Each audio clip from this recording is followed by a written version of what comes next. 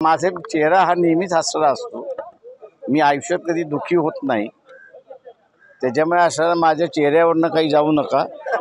या आघाडीचं इंडिया होऊ नये ही मी दक्षता घ्यायचं असताना त्या ठिकाणी आम्ही ठरवलेलं आहे। इंडिया आघाडी आता काही शिल्लक राहिलेली नाही। इथून चालू आहे, बैठक संपलेली नाही आहे। मला बाहेर जायचं आहे म्हणून मी असं निघालेलो आहे।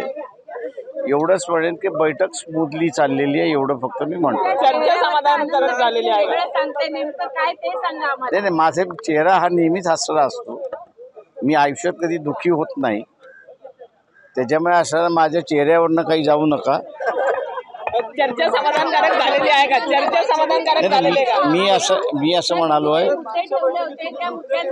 की त्याच्यातला असणारं जे मुद्दे आम्ही ठेवले होते त्या मुद्द्याच्या संदर्भात तिन्ही पक्ष इंटरनली डिस्कस करणार। त्याच्यामध्ये अजून काही ॲडिशन करायचं आहे का, ते ॲडिशन त्या ठिकाणी केलं जाईल आणि नंतर मग असणारा जो ड्राफ्ट आहे तो ड्राफ्ट त्याच्यातला असणारा फायनल होईल।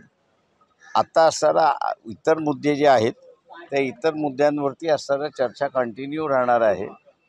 मला फक्त जायचं असल्यामुळे मी असं ते बैठकीतून बाहेर चाललो।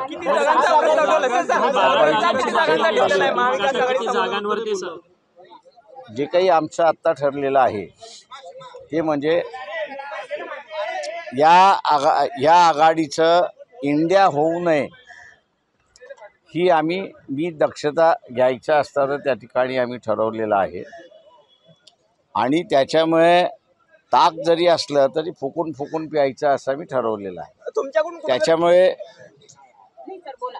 त्याच्यामुळे असणारं सीट शेअरिंग जे आहे हा आमचा नेक्स्ट फेजचा इश्यू राहणार आहे।